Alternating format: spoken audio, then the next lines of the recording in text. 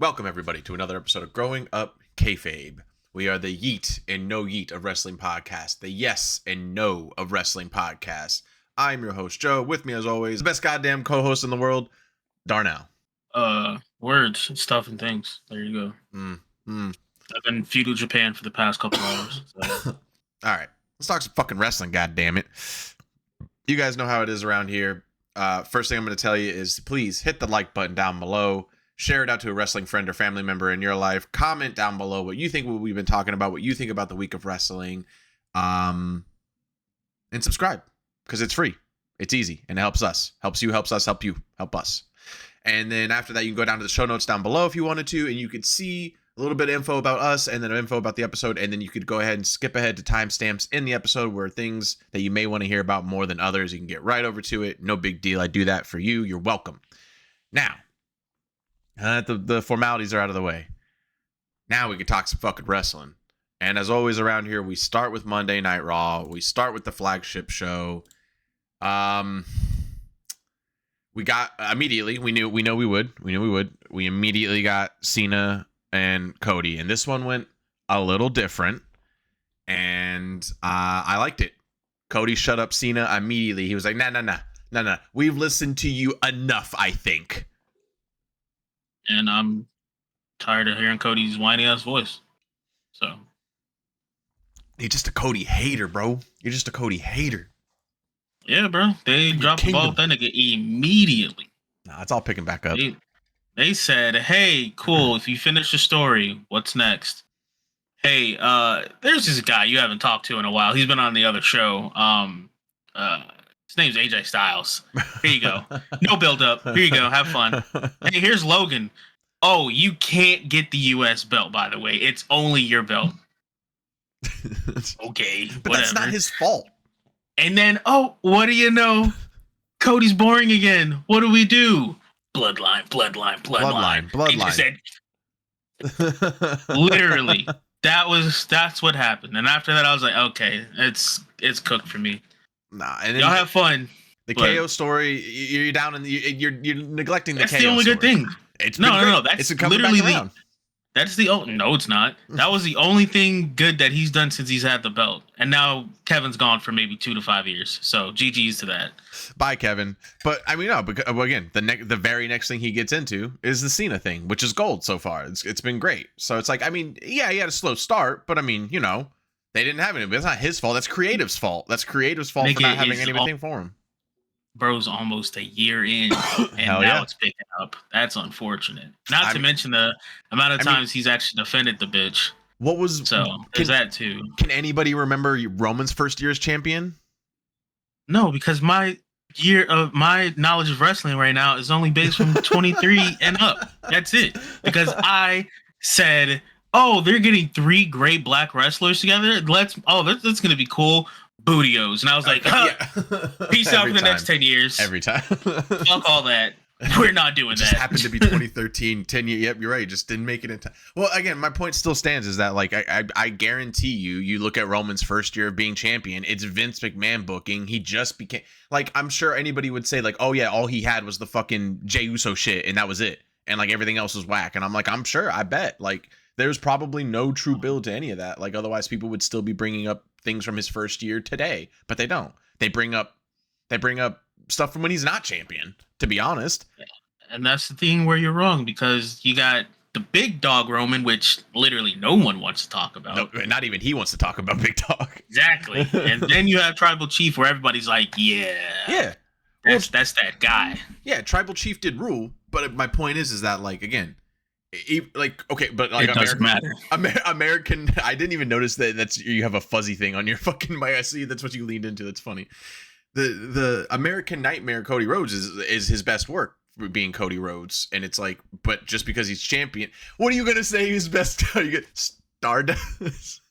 Indy Cody. The second he left WWE, and it was just like, oh wow, he can be cool. Well, he's got to be heel because he was cool because he was heel. And well, I mean, he was always heel, I guess, to be fair. So yeah. He was. The only babyface thing he did was when he got when he lost his career in WWE to Randy. When Randy beat him, he was basically a babyface at that point. Yeah, that's true.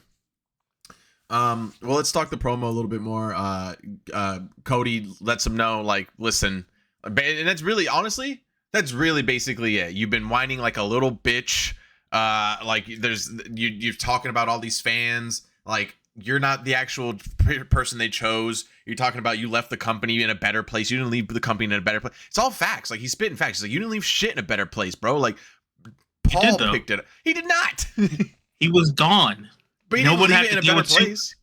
No one had to deal with Super Scene anymore. But that's not the point.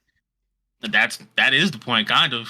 Bro didn't have to. No one had to deal with that. Everybody was tired of it. He left, and then even when he was there, what was he doing? Getting his ass beat. Right. In ring, but on the mic, he's choking niggas out. He's I was gonna say, fucking Prime Gracie. Burying talent. I bury mediocrity. Oh, that was bars too. Still good. Still goat on that fucking mic. Jesus Christ. I was getting nervous, and they're back and forth. I was like, oh shit. Shit. I don't know if Cody's gonna be able to bounce back from that. You're my chauffeur. Oh Jesus. Nepo baby. Nepo baby. I am the stealing millions from billionaires' kids. Listen, John. GG's in the chat. Listen, John, I am a product of my father before me, Dusty Rhodes, and I am a product of these people. They chose me. Who chose you? A man in an office that we can't talk about anymore. Right there. GG. F's. No. F's in the chat. No. And the fucked up thing about him bringing up, who chose you, a guy in the office we can't talk about anymore? Mm. Who brought Cody back? Vince was at that man's house. Yeah. He was at that man's house to get him back after he left AEW. So it was like, damn. Vince hit him with the slide over that's how much we'll pay you. And fucking Cody was like, oh, okay, cool. And I get to fucking come back at a WrestleMania? Yeah. Of course I'm coming back. Deal. So yeah, you're right. I mean, you're not wrong about that, but the fans did, because again, in retrospect, it was supposed to be Cody, or not Cody, Rock Roman, and then the fans chose Cody. So, and to hit John with the nobody's ever chanted at me, you can't wrestle, and I was like, he got you there. That was the what Cody was down. He was like, oh shit, oh he kind of bodied me real quick, and he said, fucking pocket gun, bang, he fucking shot him right in the back, and John was like, oh, you piece of shit, you shot me. And then he fucking got in there, and what'd he get? Crossroads. And Roman right there, he's like, get up. You know, Roman was watching, he's like, get up, just get up. Like, why aren't you just getting up? It doesn't, wow, this guy's weak. John's weak as fuck. That's what I saw in that moment. John's weak. He's got to make the little baby look strong, that's all. Whatever. Cody got his ass. I do, getting like probably just too deep into the nuance, just a tiny bit, just to be like, it was really cool to see that one, like it's something we haven't seen in a long time. The cheap shot look on John, where John's like, yeah, right. And I was like, oh my God, you 25 years, you've never seen that look on John in a really long time. Like, that's really cool to see. That's a very small little thing, but I was like, nice. Cody sucks. He does it. He doesn't. He does. He doesn't. He's like a bowl of oatmeal.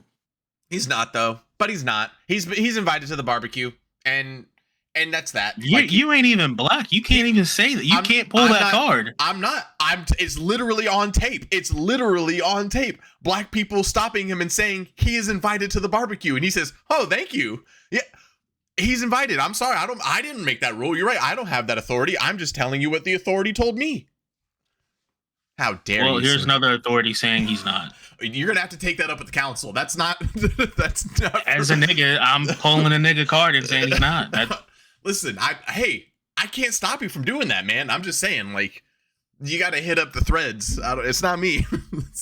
Yeah, no, I have a life. I will never be in the trenches of comment sections like that. No, ever in my life. I do like to imagine though that like I see a tweet from you later in the day, like who invited this man to the barbecue, and you like put a picture of fucking Stardust. And I'm like, the Gunther and Jey build is I would say it's been fine. It's been pretty stale, but like it's finally hitting what people are saying they want. And goddamn, did Gunther look fucking good. The metaphor and the beatdown, the metaphor and the zip ties, everything that he was saying to Jey, I mean, almost outshined by the one moment where Jay's like, "Oh, I'm gonna beat your ass." When you can predict things, everything is boring. So. What do you mean you predicted that exact scene?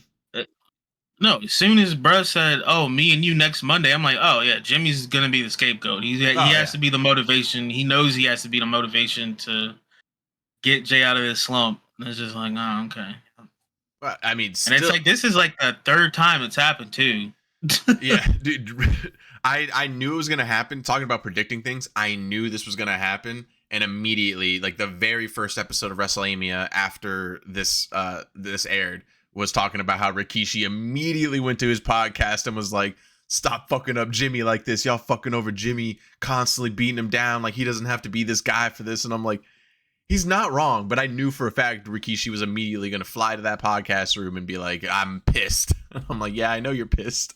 Yeah, the brutality from Gunther to do the whole like just wiping the blood on his chest too, and like showing Jay the zip tie and telling him the zip ties aren't your problem. That's not you. Confidence is not your problem. It's you, Jay. You'll never be good enough, and you'll never be able to touch this, and this is as close as you'll ever get. Even though Jay was literally just holding the title in his hands like last week, but whatever. But it was really good. I like that.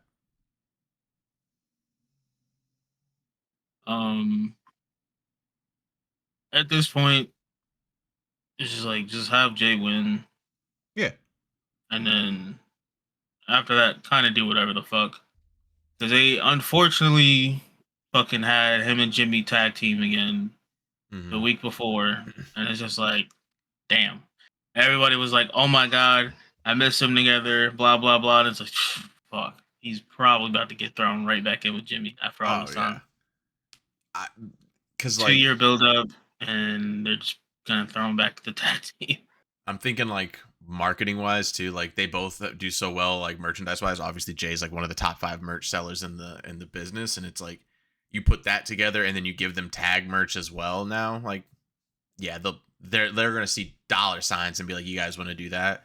And I think Jay's on at this moment, like I don't think he really cares for like some long crazy title run. I think he just wants to get the title and like have a run with it at all, and then so I mean, like he could just have it for a little bit, maybe lose it at SummerSlam, maybe lose it at Backlash or something. But like, and then yeah, I could see that happening where they just go into tags afterwards. That would kind of suck for them because Jimmy really should get a singles push. We got some surprises such as Tyler Bate coming back and everybody just going, "Hey, Pete Dunne's good guy again, and we're back in New Catch Republic." And I love that the WWE works in a way, like at the fan base, where we just go, "Okay." Like if we like something, we're just like, "Yes." Like we won't fight back on it at all. Like sometimes they make a big switch and we're like, you can't just do that. You need to give some kind of reason or story. And with Pete Dunne, they've switched him immediately every time, and every time we just go, "Yes, cool." That's fine. Bernie really got a choice. He really doesn't, but he's game. That's nice that he's game to just like do whatever. But what's crazy is bringing them back and then having them fucking lose in London, right? Because they were still in the O2 for this one. Yeah, they were in O2. Like, what? I mean, they already kind of fucked up by doing home field advantage matches, because when they did that shit in Scotland, fucking Isle of Dawn and all that shit, motherfuckers didn't defend. Nope. I think they did one time on NXT, like that was about it. Yeah. And then they lost him. And that was kind of like actually that whole thing was fucked up because Piper lost to fucking Bailey after Piper carried that match, and then Drew gets screwed over by fucking CM Punk. But they gave the win to yeah. And then what do you call it?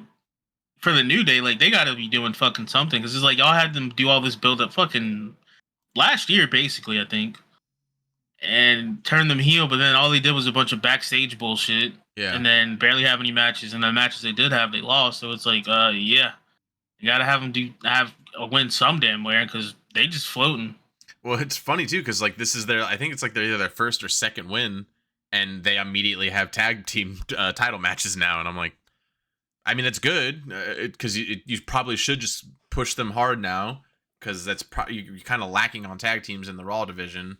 But like, yeah, it's kind of it is what it is. But I think we all knew that was going to be the way they went when it came to be like who was going to be the tag team like contenders for that. It's like, well, New Catch Republic literally just came back right now today, and New Day's been working on their shit for a while. So yeah, and their heels, so that way it's heel versus babyface War Raiders. So I guess we have Logan Paul, AJ Styles for WrestleMania, I think is what it is. Right? Like I don't think they're doing that for like a Monday Night Raw or like a Raw after Mania. I think they're doing that at Mania, I believe. What do you, has he done this pulverizer move before? Has he ever done this before? Because that shit was crazy. That was crazy. Yeah, he did it to Rey. Oh yeah, that's right. He did do it to Rey. Yeah, man. Every time I see him do it, I'm like, wow, that's fucking good. Yeah, it's a good move, and the only problem is it's only gonna work on smaller people. 100%. Yeah. Because anybody else, they're not getting that flip down. No, and I mean, God, I hate giving him credit for anything. That's the credit to his finisher moveset too. It's like because he has that moveset that's a finisher he can do on smaller guys, but also he still has like the knockout punch, which is dumb. He cheats with the brass knuckles, and then he has the frog splash that he does. So it's like all pretty.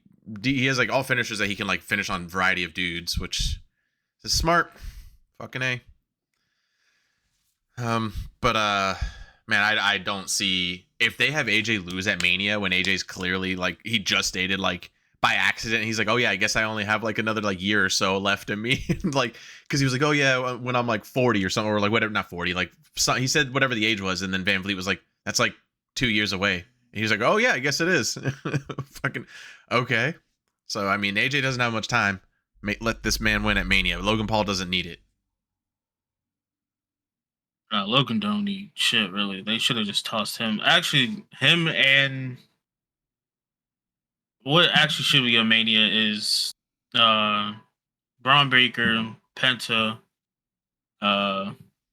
Let's throw Dom in there because fuck Yeah. Finn.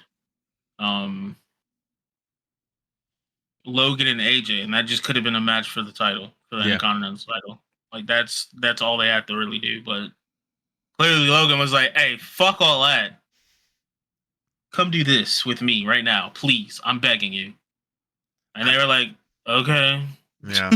I mean, it's gonna be a good match. We know that for sure. Let's talk about the last thing, the last talking point on Raw. The other disappointment, the double DQ for so let me talk about this double DQ. Let me say something about this match, the Rhea versus IYO with Bianca as the special guest referee. The moment that the double DQ happened, Darnell left the chat. Like seconds after it happened, and nothing. I mean, so Riptides went down. Rhea held the title up and whatever. She was holding it, whatever. When you left, I'm sure there was a mixture of reasons. So I won't assume one. I'll assume a mixture of them, which is that bullshit, disappointed because of the booking. This is weird. You're one of the many who wants just the Bianca versus IYO. Probably tired, EP, and just left. And Ian was like, "All right, bye." And I was like, "Oh, so you don't know what's going on? You don't know why this is bullshit?" And he was like, "No, I don't know what's going on at all." I was like, okay. And I had to explain to him the whole lore of this situation of what's been leading to this and why people are upset. And he goes, "Oh, okay. Yeah, I could see that. I'd be upset too." I was like, yeah, it's kind of bullshit. And especially for it to go down this way with like the double DQ is dumb. Yeah, I don't give a fuck about the double DQ. It's just Rhea shouldn't be here at all. Yeah. She's a numbers, blah blah blah. They wouldn't have had her fucking lose then, bro. It just would have been a build up for fucking Rhea and Bianca. IYO would have just lost her title match on fucking Monday after Chamber, and we wouldn't be in any of this shit. But they're like, damn, we got to make some convoluted ass shit. I like that. Fucking make it relevant. And it's just like, oh my god. All right, whatever, bro. They were writing out a straightforward script with like one of them, and then some people on the sides are like, "What if?" It's a bunch of that. Okay, but hear me out. What if? I'm thinking. Okay, so Rhea. They're like, stop. And then to have fucking. It's like they just put all their eggs in the basket with the three of them, and then they probably saw the backlash really of just Charlotte winning, and was just like, "Oh, that's dead in the water, guys. Fuck it." Yeah. And they're just been kind of letting that shit just float along the river until what happened this fucking Friday that just passed. Yeah. Well, I mean, it's kind of annoying that they're stringing this on along so much. For me at this point, like I said, I understand your perspective on it. For me at this point, I'm like, just make it the thing already. Just do it already. Like, make it the match. Tell us if it's going to be a 3-way or not. Because as of right now, it still stands that I'm gonna debunk this, but it still stands that Bianca and Io will be going against each other at WrestleMania 41. But Wrestle Insider already spoiled, like people from WWE already spoiled it because they have the match card laid out, and the match card that's still not announced, like, you know, it's not up on graphics yet, but the match card they have written down is Io, Bianca, and Rhea in a 3-way. And I'm like, oh, spoilers. I was like, why'd they say that? Why'd they talk about that? And like, so it's, again, it's what we all imagine is going to happen, but it's just like, just do it already then. Like, it's weird. Yeah, I don't believe match postings about shit anymore unless it's directly from them. Because I've seen for like the past 3 years, fucking Royal Rumble shit go up, and none of that shit was true. And I'm just like, I mean, yeah, I figured as much, but and then I was like, I don't fucking care. Get it out of here.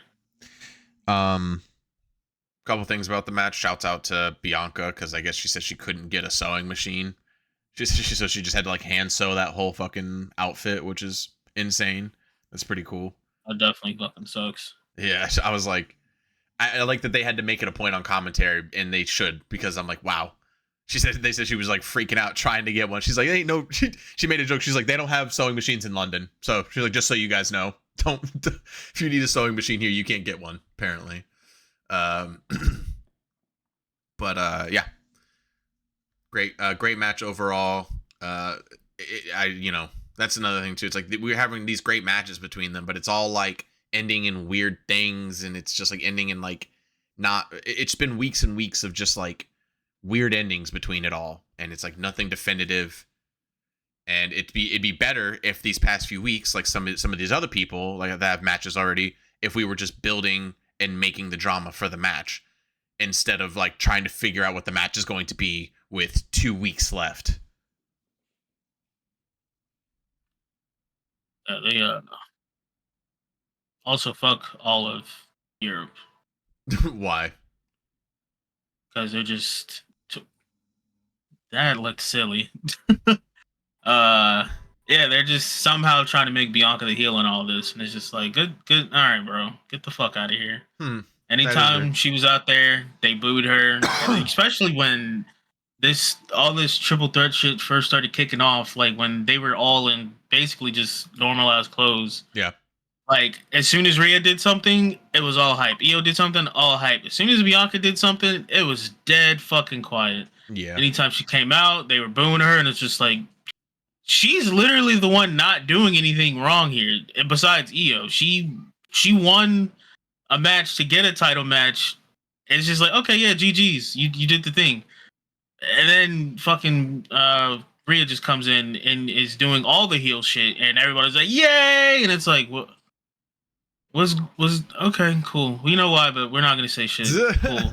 I was simply gonna state it might be more of just because America thing. I know Io's from Japan, but you know they're probably looking at it like a still not America, yeah. Rhea, Australia, not America, yeah. And then Bianca, American. We know why. This is America. Shit. Okay. That covers Raw. Moving on to NXT. So, NXT, there's just a few things to talk about. There is big news from NXT right now. Show opens up. Stephanie comes out. Ava comes out. And we're like, oh man, what are we doing? Everybody's so excited. The crowd reaction when they go, Stephanie Valkyrie will be dropping the fucking women's North American title, and everybody was like, no. The whole crowd was like, what the fuck are you talking about?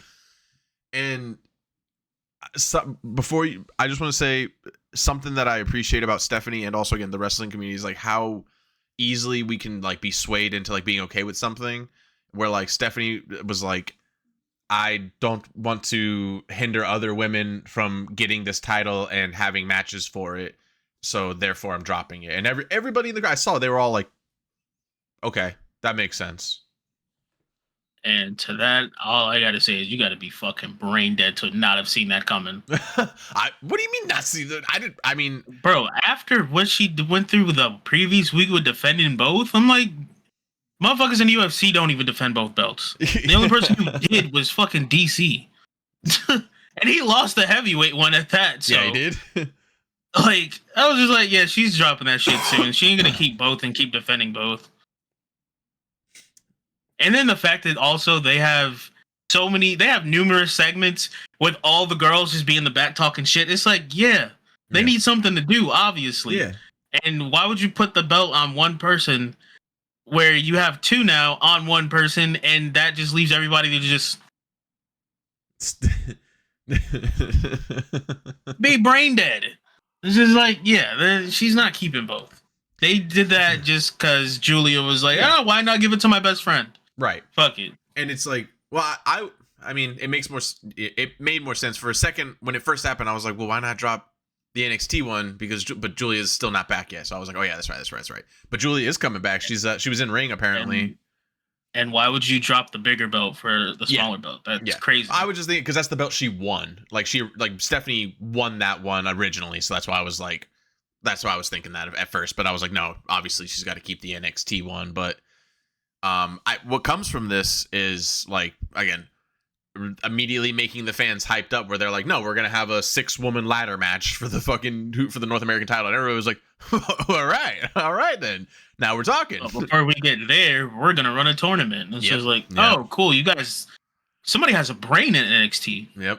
Yeah, it's been great. And so far Kaylani Jordan and somebody else is qualified. I forget who. Pretty sure it's Lash Legend. If not, it was Zarian. Yeah, it's one of them. Yeah. You're right. Yeah. And then let us not forget that Jordan comes out, and of course gets in. Starts talking to Stephanie about the title, and then of course we get Jada coming out and having more of a confrontation with Jordan. So it's like, I mean, I guess we're having a match between them first. Are they both going to be in the tournament? Are they both going to be in the ladder match? I'm assuming they're both going to be in the ladder match. But no, you don't waste that. They both need to be in it. Yeah, Jada is so like funny with her reactions. Like I like when she's like, Jordan's talking shit, and she's like, "Oh, she did not just. Did she really?" I'm like, that's how you get more mic time. You're funny. You react. You emote. I'm actually looking at the still right before they fight, and Stephanie's staring at them like this, like, "Wow." Wow, you guys this ain't got shit to do with me. Yeah, she's like, I'm glad I'm backing away from this. And the only good thing that came out of that whole thing was fucking Jordan Grace deciding to throw the one nigga out of the ring like Jazz from Fresh Prince of Bel-Air. Yo, bro, like it was such a weird cut too to make it seem like it was way worse than it was. Like it was literally him going over the rope, and then it cut, and then suddenly bro's flying, and it's like, oh. Damn, what happened to him? And even Jada was just like, I don't think I want to be a part of this anymore. Yeah. Dude, when I saw that, I was like, that guy's getting a pay bump tonight. They're going to be like, good fucking sell, dude. Went flying. Oh, shit. Let's see. And then last two things is one. Oh, actually, one other thing. Shout out to Core Jade for blowing Lola's spot up. It was like, you wouldn't even know what to do with that belt, but shake your ass with it. And it was just like, damn. Bars. She got you there, bro. She did. Fucking bars. Core Jade's so good. That's one of my like new, like it has been for a while. It's been creeping up that's like in my top 5 of the women in NXT right now. I thought for a second we were going to get the confirmation. I still think he is. I still think you're right. Trick Williams getting jumped by the Dark State officially, but the only person that they took their time with it, and they really didn't even beat him down that hard. They really didn't even do that much to him. They gave that little pause to make you think that, he's revealed, and then they beat him. But Javon Evans is he exposed the fuck out of Trick. Oh yeah, unfortunately, with Mike's skills. Just like, damn, bro. You going down a real slippery slope, bro, since Carmelo left. Yeah. You lost the belt twice on some shenanigans. Mm-hmm. And now you're just spiraling, bro. Yeah. But we got a triple threat out of it, so that's always fun. That's gonna be tight. Yeah. I'm happy with that. But the thing is that Oba's undefeated in multi-man matches. So Oba wins. I say just for the fuck of it, because I was looking at all the things that were gonna happen after WrestleMania, like all the events, and the draft is one of them. Pretty close to that. Give it to Javon. Call Oba up. I could see that. Javon's super over with the crowd, and he's like that perfect young guy to like make him like one of the youngest champions. And yeah, Oba needs to go up like 100%. I would, and then have it turn into another storyline. It's just like, damn, Trick. 2 people who've been beating your ass have gone up to the main roster, and you still down here. What's going on with you, bro? My mic skills, dog. They're not all that great. All we know with Trick is baby oil and a great smile. And that's all we. That's really all we. And it's like, I don't know. It's still great though. Just, let's talk about it. And then Ricky Saints. The crowd chanting Ricky Starks, which threw me off that night. I was chanting. I was like, wait a minute. What the fuck? Oh yeah, that's right. It's his old name. Duh. I like the crowd's just not having it. They're like, we're probably still gonna call him Ricky Starks, but it's okay. Beating Stan. Yeah. For the North American title. Great match, great everything. I don't know if the part where he's walking, maybe I was just not paying attention, and maybe it was like a picture-in-picture thing, and I wasn't paying attention. It must have been during commercial where he's walking the railing side, and he's like doing the forehead kisses to women. I was like, this man's the best. This man's great. Oh, I didn't even forehead kisses. Those are mushroom stamps, essentially. Because bro is holding the top of his trunks while he's walking, and then he blesses them. Mm-hmm. He only blessed the women's. Mm-hmm. I did notice that. I noticed. Oh shit, that's great. And then the fact that it's like, yeah, cool. Ricky Saints, Ricky Starks, fuck all that. Ricky Strokes. It's like, damn, still even fits the moniker of his name with the M and the S. It's fucking crazy. It's like, this dude, he's only been there for a month. Yeah. Maybe a month and a half. And then also, what they don't keep airing on fucking TV, they cut it off. We have to always find out by someone recording it. Because after all his wins, everyone's chanting Tony fumbled. And it's like, damn. You're getting cooked all the time, bro. Like, how you fuck up this much? Jeez. Ugh. And it's really crazy that the only reason he's gone is because Edge got butthurt, and you shoved the nigga for an entire year when he was only injured for like a couple months. That's called fumbling hard right there. And the thing about it is like WWE has twice now painted such a good picture for these people who come over from AEW or any promotion really recently. Because Penta's in such a great program right now. He may not be in, like, he's kind of in the title picture for IC. Rey Fenix had an incredible debut where they give them mic time, and he's on track for like a really big thing. And again, Ethan Page, he comes in, he wins the NXT title in his first month. Ricky Stark, same thing. He comes in, wins the North American title in his first month. They're all getting heavy TV time. Obviously it's got to be some of the bigger stars, but those bigger stars, those like people that people want to see, like they now see an opportunity where they can go like, I could probably do something big over in WWE as well. Like I could be champion, and they're like, WWE's like, yeah, man, fucking for sure. Maybe.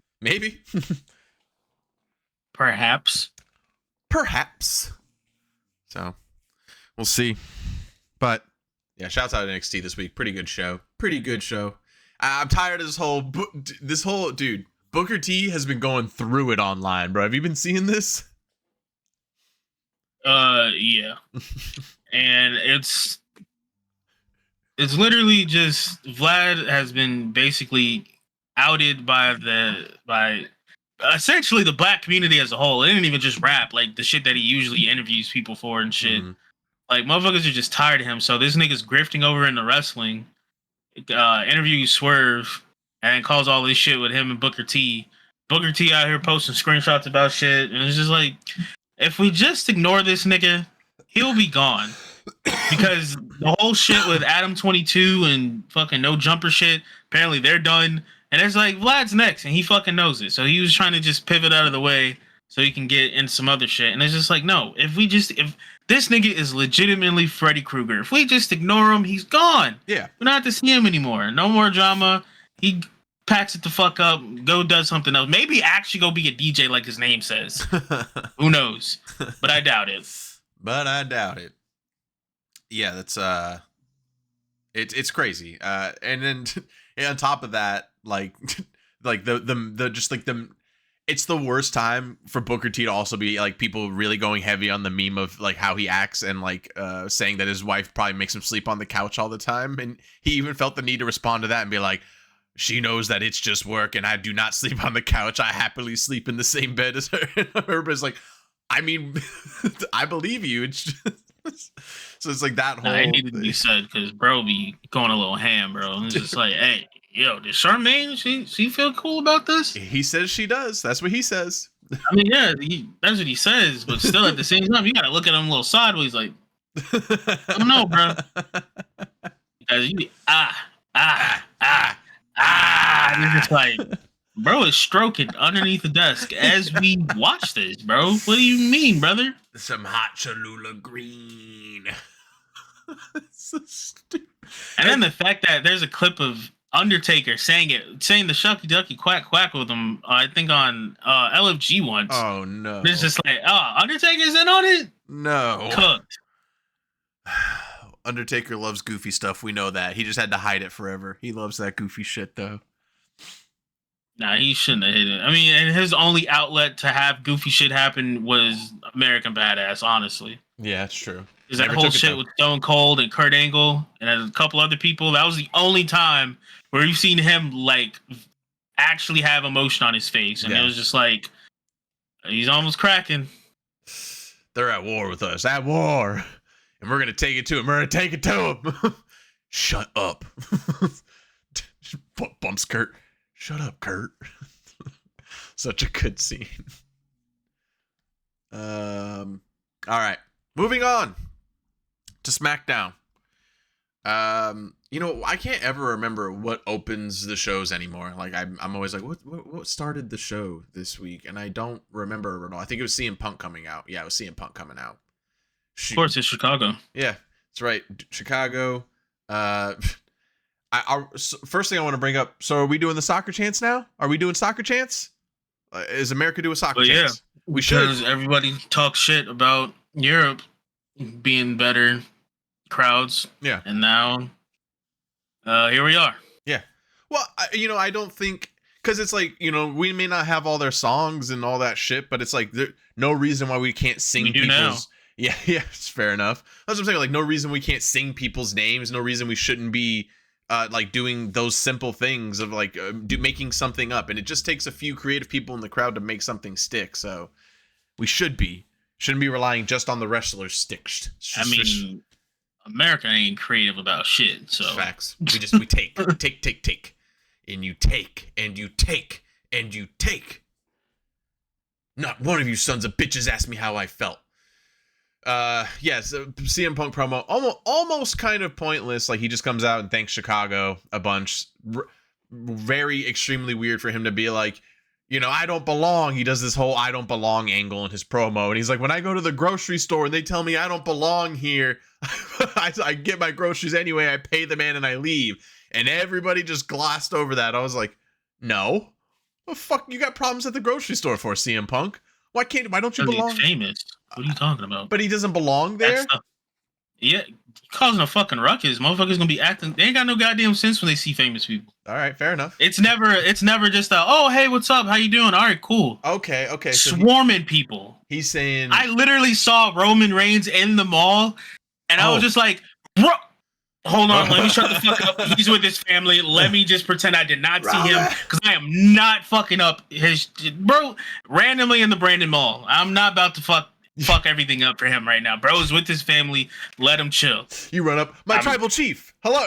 He's like, dude, no. I think this No, it wasn't before that. It was still the pandemic, so yeah, that shit was still going on. But I didn't know because I wasn't watching wrestling. I literally saw him going into fucking Macy's, I think, to probably leave out of the mall, and I was just like, never mind. I saw nothing. I ain't see shit. Roman was like, thank you. But yeah, Punk films the crowd, all this stuff, thanks the crowd, pretty much it. Lets them know that he still, talks about the favor a little bit, says he's gonna use it, and that's pretty much it. And then he just leaves. He's like, all right, well, he didn't leave though, brings up the fact that he's in the building, Roman is not in the building, so but then Paul Heyman comes out. Ladies and gentlemen, my name is Paul Heyman, and CM Punk, could you do me one more favor? Just one favor, one more time. Punk's like, yeah. He goes, could you tell me what the favor is so I can be done with this shit? I'm so over this shit. CM Punk's like, no, man. You let me know when Big Chief. You let me know when Big Chief gets here, and I'll tell both of you. And Paul's like, God damn it. Fuck. And that's how the show opens. KO legit injured? ? It seems like it. Because I mean, if this was a work in any way, they would have had some type of interaction right there, but they didn't. But is there a chance that KO comes back next week and is like, just kidding? I doubt it. Yeah. And it's actually funny because I didn't even realize that you had fucking left until Ian said something. Oh yeah, you told me that. Yeah, he brought the stream up, and I was like, he left? I'm like, I didn't even fucking hear the Discord go off. Yeah, I did the whole I gotta go, guys. Yeah, that's how sleepy I was. And then he's definitely come a long way, because then when he started, he's just like, I don't know if this is a work or not. And I was just like, oh, he's using the terminology. He's doing the thing. Oh, Ian said that? Yeah. Wow. I was surprised. I was just like, oh, shit. Yeah, he's getting into it. That's good. Yeah, because he legit was just like, I can't tell if this is a work or not. And then when Randy came out and they walked past each other, well, they didn't really walk past each other, but when they were on the apron at the same time, and then he left, he's like, oh, shit. He might actually be hurt. Yeah, he might be. I feel like if he was actually hurt, he wouldn't have brought up how badly he wants to fight Randy and then had that little moment. Because sure, they can plant seeds for somewhere in the future, but if you don't even know if he's gonna come back, then why even they should be hugging it out. They should be like, hey, this is serious. KO is gone. And even if it was still work, that would make the work even better if you sold it to this point where Randy totally believes him and he's like, you know what, I'm sorry that you're dealing with this. I don't wish this on anybody, whatever. But it's I don't know. It's no, you weird. can hate people and still have respect. True. And not try to fucking kill each other. True. It's interesting. We'll definitely know next week when if Randy gets a new opponent. But that is where we're at. So, God damn it. Aldis. He lets us know that he tells Randy, he's like, well, unfortunately for you, that means you don't have a match for WrestleMania anymore. Randy's like, okay, all right, cool. RKO. Fucking poor Nick Aldis, always getting RKO'd by Randy Orton.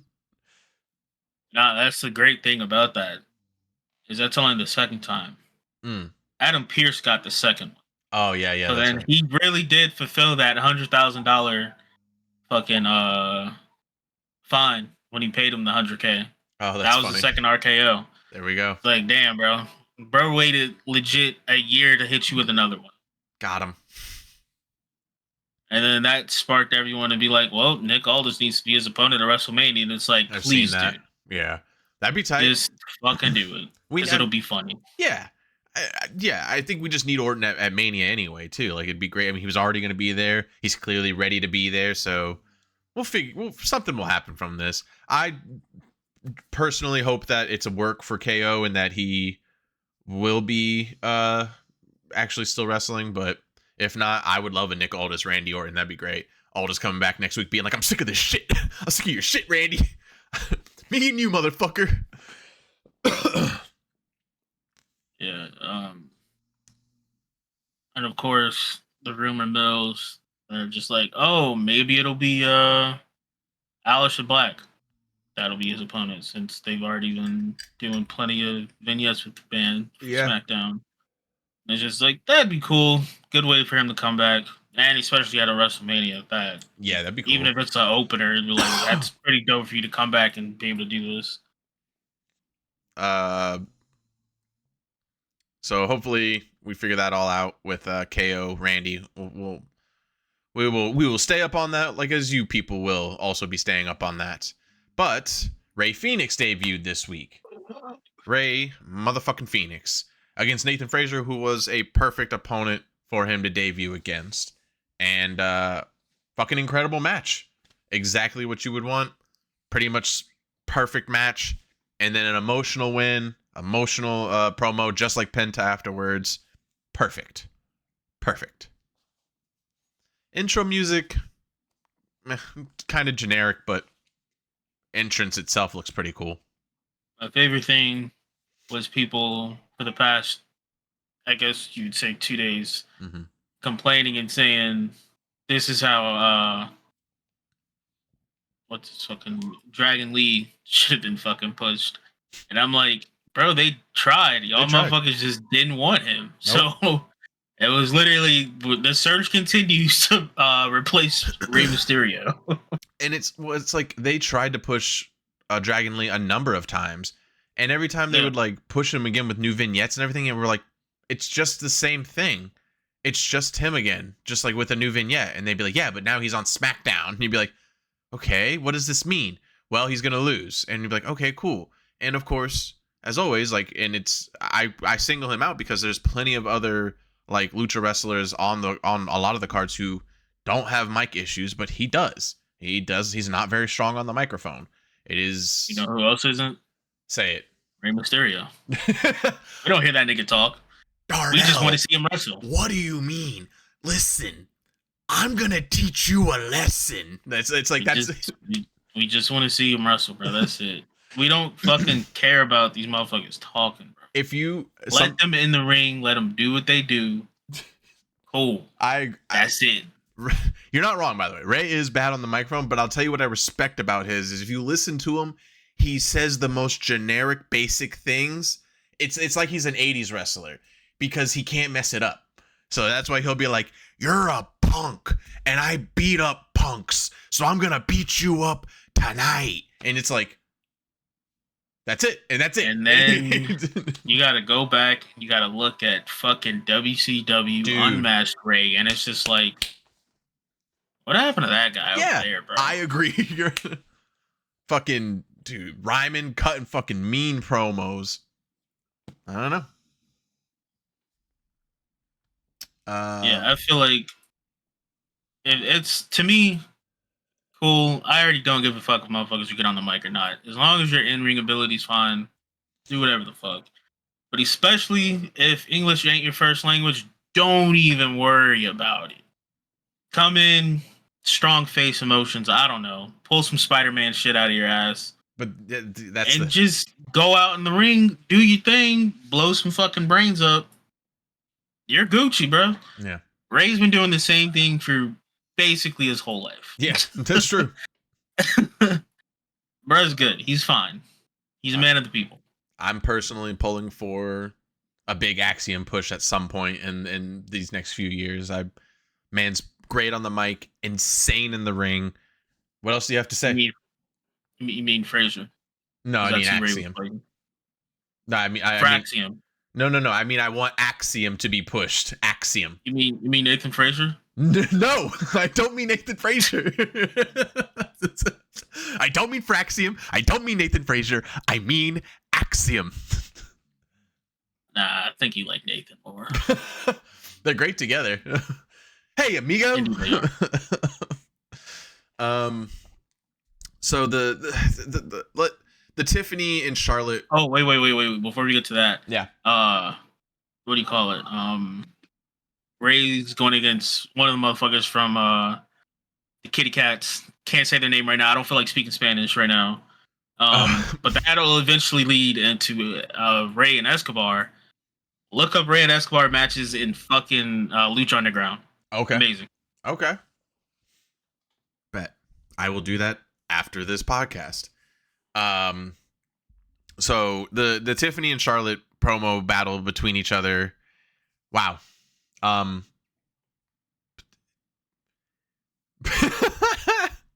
That's literally what happened. Tiffany looked her straight in the eyes and was like, "Bitch." Like, Charlotte, you're bad. You're just bad. We've all known that you're this bad. But if anybody stares you in the eyes and says Charlotte Flair is one of the best or their favorite, just know that they're not a wrestling fan. Just know that about them. And just know that you're should probably walk away. You're a liar. Or you could say that. Yeah, there's no way. You're fucking lying to me right now. You're trolling me right now. Because holy shit, was that so bad on her part. You've been in the game for so long. Your father is literally like the holder of the title records. Like, how the fuck are you stumbled by boos? How do boos stumble you? Because you're old and you forgot your promo and you didn't know what to fucking do when Tiffy told them all, "Hey everybody, what time is it?" And they fucking blew up in your face and said Tiffy time. Because how stupid did you, when she did it, I'm so glad Tiffany did that, because how stupid did you look when they're all booing you and she said, "You hear that? That's power." And everyone was like, "What are you talking about? They're booing you. They hate you." Tiffany was like, "No." Yeah. I've seen, there's a, fuck, I just bit my tongue. It's been there the whole time. It's been there longer than your teeth have. Sorry, go ahead. No, you're good. But what I was gonna say is, like he said, like I don't get why some of these people are like caping for Charlotte anymore. It's just like, yo, she's fucking washed. Nobody even wanted her here to begin with. Like, nope. The fact that she won didn't help anything at all. And they were like, the crowd definitely hijacked. And it was like, I mean, she interacted with the crowd first. Yeah. If she didn't interact with the crowd, Tiffany probably would have interacted with the crowd. And then that was the catalyst of the fucking horrible avalanche that happened. Yeah. And then one thing I did find super interesting, I think it was after she had brought up the whole 25 years old drinking in your dad's basement trying to be a volleyball player. Hell yeah. Right after she said that, and then Charlotte tried to start talking, she tried to like step into Tiffany's face, and Wade Barrett was like, "Oh no, Yep. Fucking stop right there, get back." And I was just like, damn, that was like the second crack. Yep. And then obviously when she hit her with the, "You're gonna be alone just like you are outside of this ring, 0-3," and I was just like, oof. Fuck. Oof. And then she did the, "What's wrong with your voice?" Blah, blah, blah. And that was like crack number 3. Yep. And then the whole Kaiser's in my DMs. I was like, oh, so you tried to go McGregor. Mm-hmm. We saw how that happened when he was just like, "Your wife's in my DMs," and then Dustin's like, okay. Literally, same thing. But then we got worse confirmation from Kaiser, just straight up going on Twitter, pulling a fucking clip of Shawn Michaels. He kept it wrestling with the response, which was even worse. Yep. And don't flatter yourself. And it's like, bro, you quite literally, like, not only did you get buried, you buried yourself. Like, you dug the hole and then pulled the dirt on top of you, and Tiffy just kind of had the shovel and was just like, here you go. Yeah. You didn't get cooked. You got fucking melted in the goddamn pan. Left that shit on high and we just walked away, burned the house down. You got fucking bodied. It is insane. And then people saying, "Oh, Tiffany had to get personal to win the promo battle." It's just like, Charlotte was personal from the fucking beginning, bro. Yeah. Like, but because the young one said something bad, now it's a problem. It's just like, oh my God, bro. Y'all motherfuckers are crazy. You could see it on Tiffy's face when she's in there and when she's walking, she's way more serious. And I think she knew. She was like, all right, because again, anybody who's saying that is clearly just some like dick writer for Charlotte, because it's like, okay, so you're just gonna ignore last week when Charlotte went off script, got personal, and was being shitty and wasn't letting Tiffy get a word in. So Tiffy used that to her advantage, brought that up, said a line about it, and then she was like, I'm coming in fucking ready. Like, I don't give a fuck what anybody back there says. I don't give a fuck what you say. I'm fucking running this shit. And honestly, I don't know who gets reprimanded in this like situation. I don't know who gets in trouble, because if you're wondering, if anybody else is wondering, I mean, like, I know we talked about this before, but you know, they cut a lot of those parts. The promo segment for them in the replay is a lot shorter than it is than it actually was. So somebody had to get in trouble for that, I'm sure. And I hope it was Charlotte, but I'm sure they probably went to Tiffy and they were like, you can't be doing that. You can't be. And I'm like, I don't know. I think they should honestly get on Charlotte more because, in my opinion, you think about it, what did Charlotte cut in the promo? What of any significance did she say? When she tried to start, she acted like the booze got to her, and then she said, you know what, Tiffy, I'll let you have the last words. But Charlotte never even had any words. She barely said anything. But meanwhile, Tiffy was going in and out of her promo and ad-libbing. It's like, yo, you got cooked. And the one moment where Tiffy slipped on one word, where everybody was like, they were both kind of slipping through the promo. I was like, Tiffy slipped up one time and just messed up for a second and recovered. And Charlotte couldn't wait. I was ready. I was like, nobody in the crowd's gonna care. But Charlotte was like, what was that? What was that? I couldn't hear. What? I was like, dude, she's still talking. Just shut up. You're getting buried right now. Yeah, she needs to. Also, besides, she needs to stop. Still, I get it's part of her fucking entrance, but that slow walk is like, bro, you can't fake what's going on with your fucking leg anymore, bro. Mm-hmm. It's getting worse. Like, the more you're not active and doing shit and you're just walking slow like that, it's horribly noticeable. They have a straight close up on her face now most of the time. Like, it's just like fucking torso up. You don't see her legs, but you can still see in her stride. So it's like, yeah, bro, you gonna fuck around. You gonna actually get that leg fucked up, like, for real, and then just be injured again. So then it's gonna be like, oh, we really wasted our time with you. Yeah, with having to come back and win the fucking Rumble. Like, they already did waste the time with that. Yeah, it's already done. Yeah, they just really they dropped the ball with this, and I just don't get why a lot of people are trying to blame Charlotte for it. It's just like, nah, she's fine. It's who y'all picked for her to go against. Yep. It's like, at this point, you might as well have just had Nia win, and it would have been fine. Nobody probably would have gave a shit. I'm like, oh, I mean, this is kind of deserved. She never got her run back. Yeah, and that's even that funny bringing her up. Somebody on Twitter was like, where have you been at? Because I think it was like the start of the Europe tour. She's like catering, and it's like, damn. Because the whole meme is, if you're not on TV and wrestling, you're in catering. Yeah. So she's just like, whatever. Okay. She collected a check over there and probably just doing house shows when they were over there. I think there was rumors going around that she was injured, and then she just debunked the injury rumor recently. And I don't know. But I think she's just chilling, right? Like waiting for like the next creative program for her, probably. But I can't wait. We've talked about it plenty of times, like such a time jump from like when we were first starting to watch them. We were like, I don't know, like this bitch, like she's hurting people all the time and she's gone. It doesn't matter. When she came back, and it's just like the jump from that to be like, I miss Nia. I wish she was around more. Yeah, she did stuff. She was fun. She was great. She was a good heel. But of course, motherfuckers just decide they just want to be like, nope, I don't like her. And it's just like, she hurt Becky. Nigga, that was like 5 years ago. Yeah, she fucked Becky up. Decked her in her shit is what she did. And that's another thing that they because I think they might have had Nia and Charlotte in the ring at the same time again recently. Yeah, and it's just like, I mean, hopefully they squash that shit for real, because if not, that ain't gonna be good for her. That leg might really be fucked up again. Yeah. For good. For good. Nia, we need you. You're gonna be a fucking manager, bro. Yeah, I think about that little spot between them all the time. Like when I think about Nia and I think about if their names ever cross my mind together, I just immediately see that little shove, like kind of slap punch contest they were doing, and Charlotte immediately starting to lose it. And I'm like, Charlotte, what are you? Everybody being like, what is you doing? Are you stupid out there? She's like, I don't know. I thought I could get her. Literally. And I really hope that nothing crazy happens between her and Tiffany during their match in WrestleMania, because it's like, that's going to be even fucking worse on your part if it's not a wrestling match anymore, and then suddenly y'all are actually throwing hands with each other in there. And it's like, because it's pretty personal. Dude, you're fucking childish. Like, get out. Because you got to imagine, if it does happen, something like that happen again, you got to imagine that they're going to be like, you're done here. Like, this is the second time this has happened with you. Like, you're fucking done. Like, so kind of hope it does happen a little bit.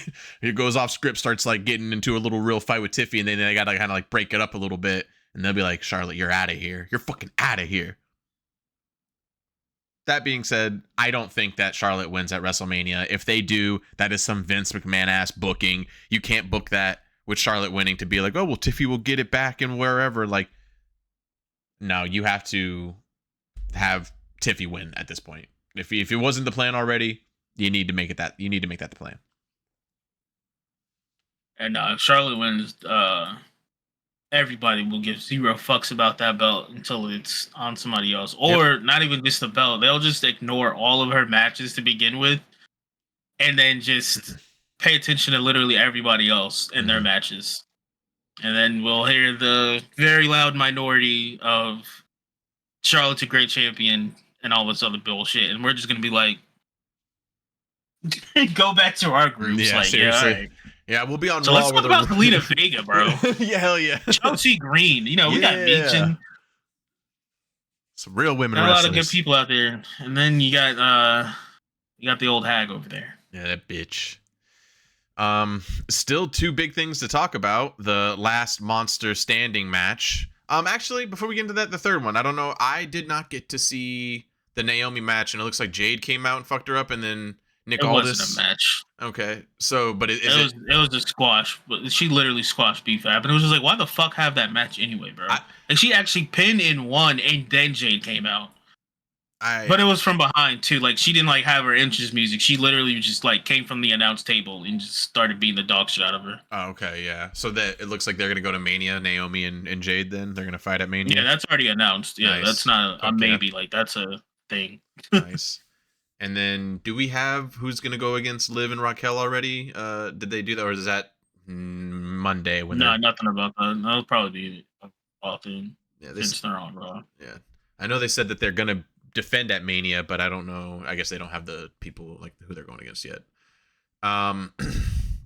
So yeah, the last man standing between Jacob Fatu and Braun Strowman. LA Knight earlier in the night goes against Tama Tonga. Almost loses, but I mean, wins and then is able to duck out and get out of all the problems and piece out of there. Finally gets a good win where it, dude, even again, like you're talking about Ian, even Ian's into it at that point. Ian was like, oh, I just want him to get out of there clean. And LA Knight gets out of there clean. And Ian was like, nice. I was like, yeah, man, fuck yeah. And I understood why. Cause he's like, you know, you got to make LA Knight look strong. And this is like, he gets every time LA Knight just gets beat the fuck up by the bloodline every fucking week. And it's like, he's always getting jumped by somebody. And it's like, sometimes you got to make your baby faces a little strong. But that's just a little side tangent about that. I mean, LA Knight's not even really a baby face at this point. A little tweener. He's still talking all types of shit. Yeah. Reasons why he's getting his ass beat most of the time. But also, just like why people cry about LA Knight not being the one to beat Roman, it's like, blame Cody. Cody just moved the problem down. He's just like, well, I mean, I can't go against the bloodline all the time. They're like, who else do we got that they can keep up with them? And they're just like, that LA Knight guy's pretty good. And here we go. Cody, it's a great way to stay in shape. Cody is not to blame for the reason why LA Knight didn't win at Crown Jewel. That's, again, creative. LA Knight could have beat Roman, and he should have beat Roman. Exactly. He should have, but everybody was still saying, what does Cody have to do? Finish the story. But Cody was still in a program with Brock and everybody at that point. Like, he was still in, like, different programs. Like, nobody was Crown Jewel was, like, November. Yeah, he was. Brock was already gone. Cody wasn't even, but I'm saying he was in, like, a different program. Like, he wasn't even around. No, but still, we always know that, actually, did the Rumble happen already? No, because Rumble happened in January. Okay, but still, we knew all roads literally left fucking led to Roman Reigns. Like, that was never going to be, like, not a thing. So yeah, I mean, again, it's still Cody's fault. If he didn't have to finish the story, I feel like LA Knight definitely would have got pushed more against Roman, because they did too well with the promotion for that shit. It was so it good. was like, oh, Roman, look at me, I'm so beautiful, I'm handsome, I'm sexy, everybody loves me, I got all the titles, and then you just hear LA Knight's music go, and he just walks past his ass mid fucking everything. It's like his whole ritual got thrown the fuck off because he came in there and just walked past him, looked back at him too, like, yeah, whatever, bro. And then hit him with from where I'm sitting, it looks like I'm head of the table. I was like, shit, son. I was like, oh, he's gonna win. but Cody just sitting in the background, menacingly, just like this, just like that. It's his kingdom. For now. Also, the cinematography in that build up, where I think it was in that same contract signing where they filmed Roman talking from LA Knight's glasses, and I was like, oh my god! Like, they legit were just like, yo, we could do so great, right, guys, right, Cody. Or is it because Super Roman was still in effect, or is it Roman Reigns' fault? Nah, people love Roman. Everyone loved to hate him. Bro was like this. Bro's legit like the Mayweather of wrestling. Motherfuckers tuned in to see him lose, and motherfuckers wasn't losing. You're not wrong. It is a little bit of like when I was getting back into wrestling. Like I said, I got back into it for literally two things: Asuka and the Fiend. And then, but up to that time, my wrestling feed on like my social media is catching up to me, and I'm seeing all the memes of Roman, just like, you know, Roman Reigns going against a Kraken, and it's like 1, 2, 3. Roman Reigns going against the entire, like, all the Force of Transformers, and it's like just him winning and shit like that. It's just like the way that he would win against literally everybody, and the discourse of like, we want to see this motherfucker lose. I was like, how much is this motherfucker winning? That's when I had to like tune in. I was like, damn, he been champion for 3 years. Damn, he's beating everybody. What the fuck? How he champion for that long? So it's like, yeah, no, you're right. It was a big draw. China. Why? Why? Coronavirus. Yeah.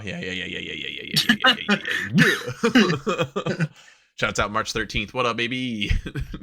If it wasn't for the pandemic, a lot of that shit probably wouldn't have happened. Yeah. But who the fuck knows anymore?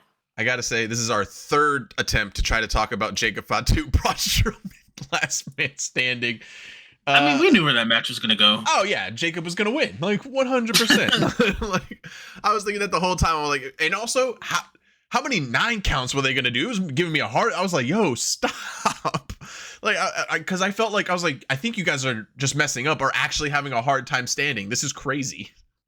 But great spots. Honestly, it didn't even go that insane. It was pretty basic spots, but those two guys just make everything look so good.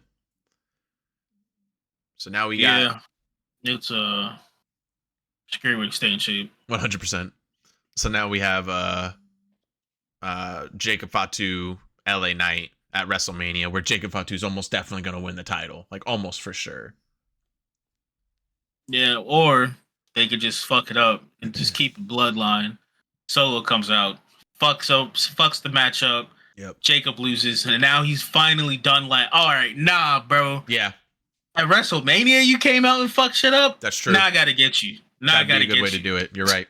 100%. Because a lot of people, I can't say a lot of people. Some people, they're just like, bro, what a crazy build for Solo, just for him not to be at WrestleMania this year.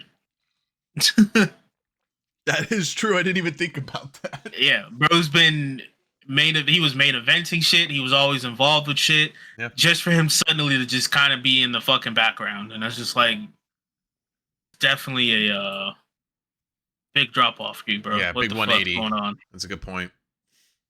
Yeah, he doesn't even like. It's this is a good way to show people like presentation of character in wrestling, because it's like when I see him now, he doesn't even seem as intimidating as he did when he was like the tribal chief, when he was commanding everything. Like, he had a presence about him, and now it's just like, it seems like he's just like sorry and like really I'm trying to fix everything, like everything's okay, like we're good. And it's like, hey, get out. You're making things worse. I think, well, nah, it was spin my fucking tongue again. Jesus Christ.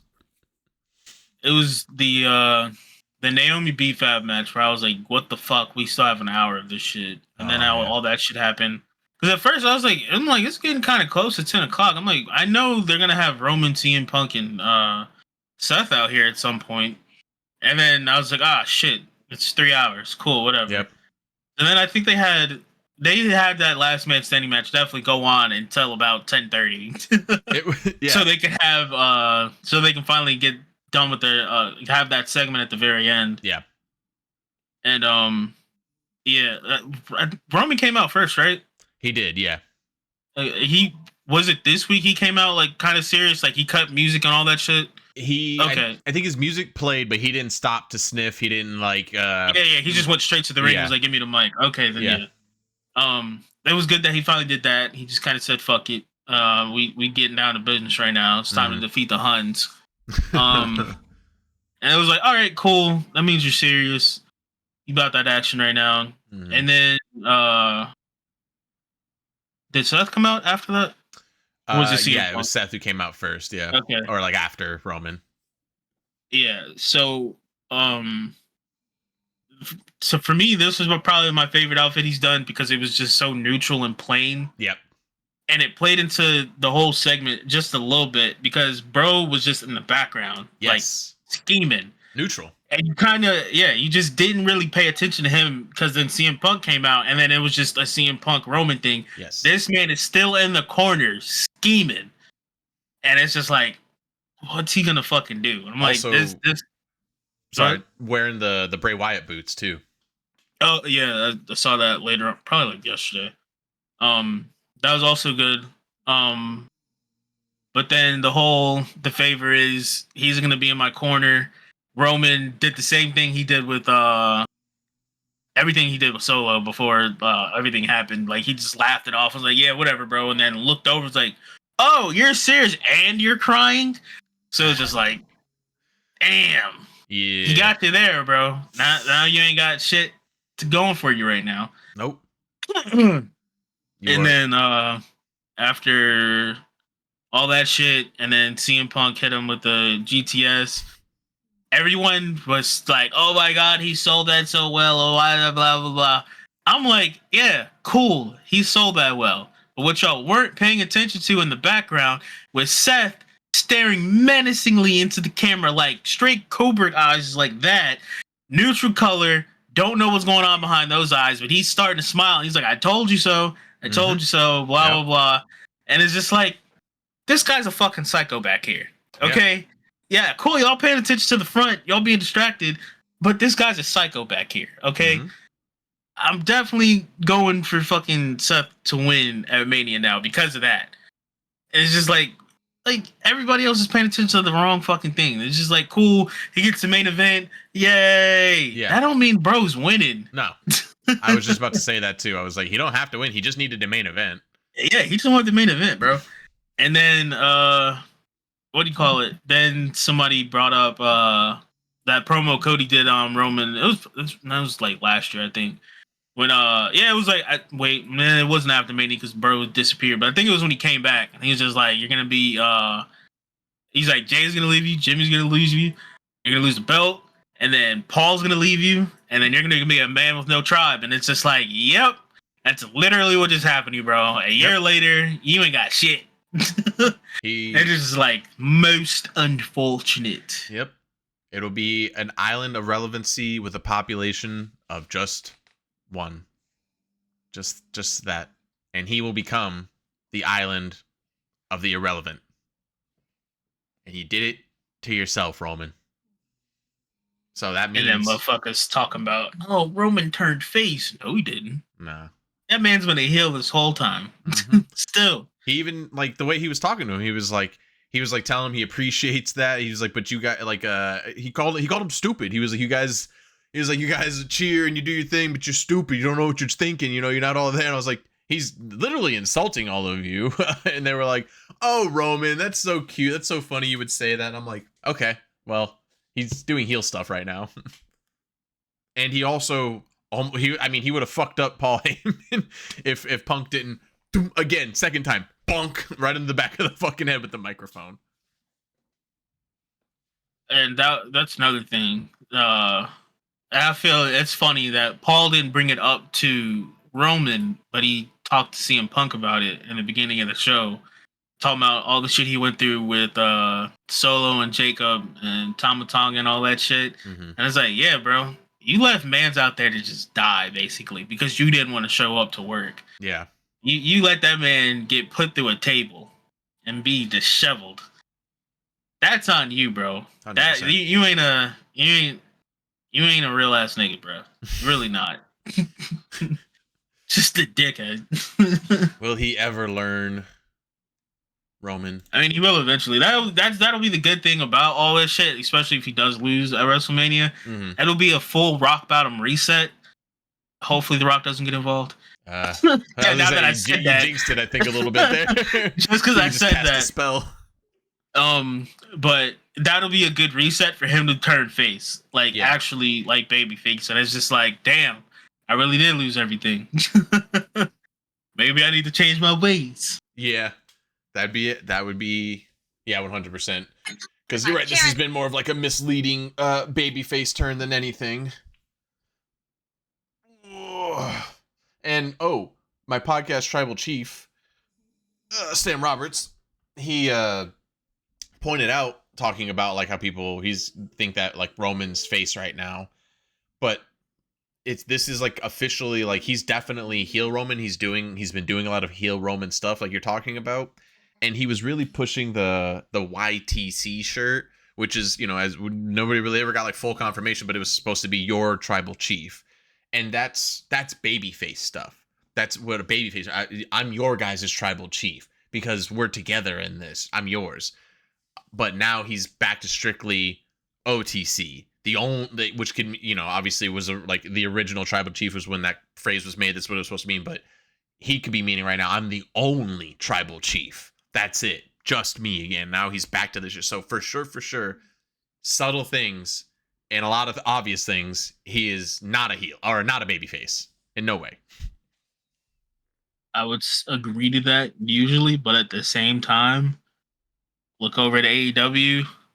You're our scumbag with MJF. Bro was still a heel, but man of the people. But you're our scumbag. You're a scumbag, exactly. You piece of shit, but you're our scumbag. We love you.